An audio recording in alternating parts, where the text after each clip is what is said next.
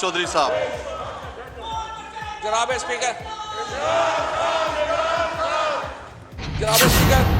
तहरीक अदम-ए-एतमाद आइन के आर्टिकल 95 के तहत पेश की जाती है। अमूमी हालात में ये एक जमहूरी हक है और इस हक को तस्लीम किया जाना चाहिए। लेकिन जनाब स्पीकर, हमारे आइन का एक और आर्टिकल 5(1) है। Article 5(1) reads as follows: loyalty to the state is the basic duty of every citizen. अब यहाँ क्या होता है?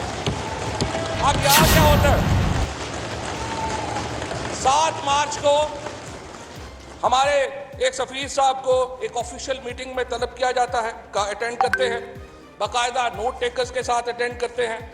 ये मुलाकात ऑफिशियल, और इसमें दूसरे मुल्क के ऑफिशियल्स भी बैठते हैं। इस मीटिंग की तारीख क्या है? 7 मार्च। इस मीटिंग में हमारे सफीर को बताया जाता है कि इमरान खान के खिलाफ एक अदम एतमाद पेश की जा रही है। जनाब स्पीकर, 7 मार्च को यह बताया जाता है अदम एतमाद उस वक्त तक पाकिस्तान में नहीं आती, 8 मार्च को आती है। इस वक्त तक पाकिस्तान में भी किसी को नहीं पता अदम एतमाद आ रही है।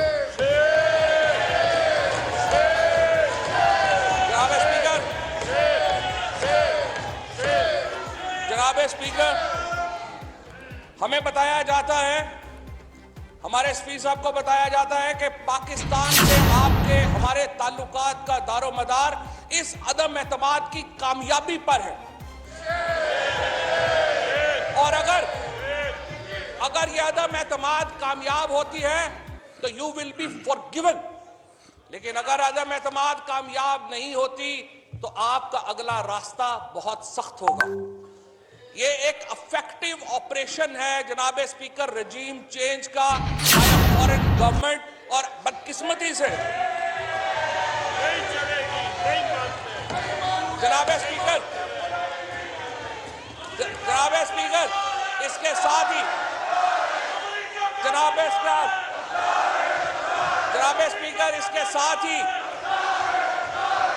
जनाब स्पीकर इसके साथ ही हमारे कुछ इत्तेहादियों का और हमारे अपने 22 लोगों का ज़मीर जाग जाता है माशाअल्लाह, और मामलात यहां तक आ पहुंचते हैं। ये फैसला अदम एतमाद का नहीं है, आर्टिकल 5 का है। स्पीकर साहब, क्या ये 22 करोड़ लोगों की ये रियासत इतनी नहीफ व नजार है कि बाहर की ताकतें यहां पर बैठकर हुकूमतें बदल दें? मेरी आपसे दरखास्त है, पहले हमें बताया जाए कि क्या बैरून मुल्क की मदद से रजीम चेंज की जा सकती है पाकिस्तान में? क्या ये आइन के आर्टिकल 5 की खिलाफ वर्जी है या नहीं है? क्या पाकिस्तान की अवाम कठपुतलियां हैं? क्या हम पाकिस्तानियों की कोई हैसियत नहीं है? क्या हम गुलाम हैं, या लीडर ऑफ अपोजिशन के बकौल हम बैगर्स हैं, फकीर हैं?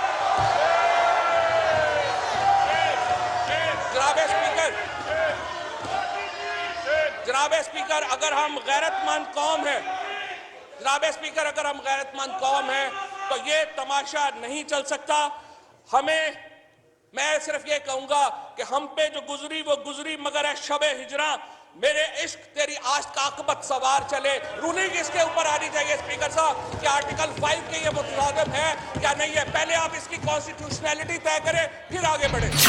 वज़ीर आज़म पाकिस्तान के खिलाफ अपोजिशन ने अदम एतमाद की तारीख 8 मार्च 2022 को पेश की थी। अदम एतमाद की तारीख आइन, कानून और रूल्स के मुताबिक होना जरूरी है। किसी गैर मुल्की ताकत को यह हक नहीं कि वो साजिश के तहत पाकिस्तान के अवाम की मुंतखब हुकूमत को गिराए।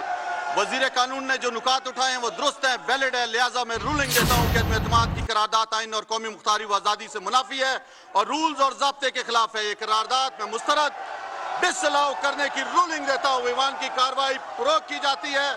फरमान में इस्लामी जमहूरिया पाकिस्तान के दस्तूर के आर्टिकल 54 की शिक 3 के तहत तजवीज़ करदा इख्तियारात को बरवेकार लाते हुए कौमी असम्बली का जुमा 25 मार्च 2022 को तलब करदा इजलास इसके काम के इख्तिताम पर बाज़रिया हाज़िर बर्खास्त करता हूँ। हज़रत कैसर, स्पीकर कौमी असम्बली।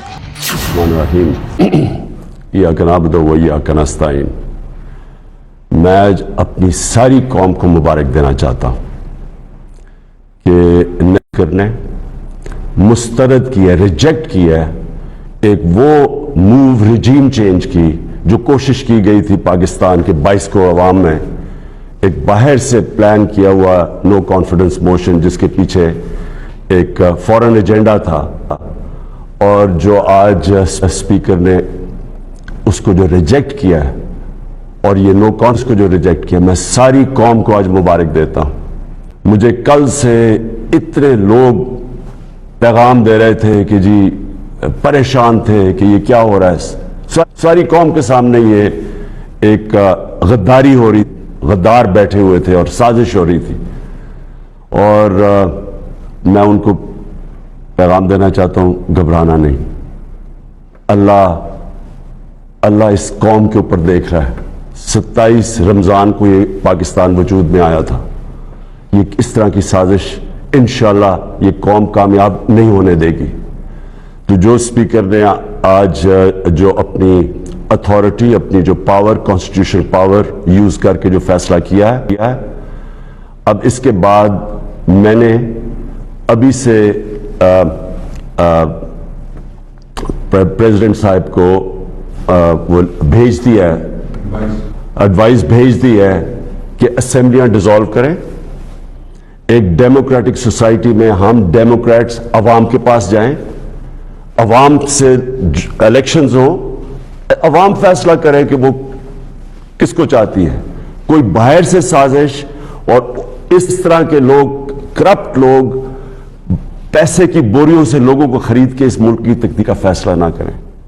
وہ لوگ جو سارے اچکن سلوا کے بیٹھے ہوئے ہیں اور وہ کروڑوں روپیہ انہوں نے خرچ کیا لوگوں کو خریدنے کے لیے، یہ سارا پیسہ انشاءاللہ ضائع ہوگا۔ اور جن لوگوں نے یہ پیسہ لیا ہے، میں آپ سب کو کہتا ہوں کہ کوئی ابھی بھی کوئی ثواب کما لیں، کہ کوئی پناہ گاہ پہ لگا دیں، کوئی یتیم خانہ کھول دیں، کوئی غریبوں کے لیے میں پیسہ ڈسٹریبیوٹ کریں۔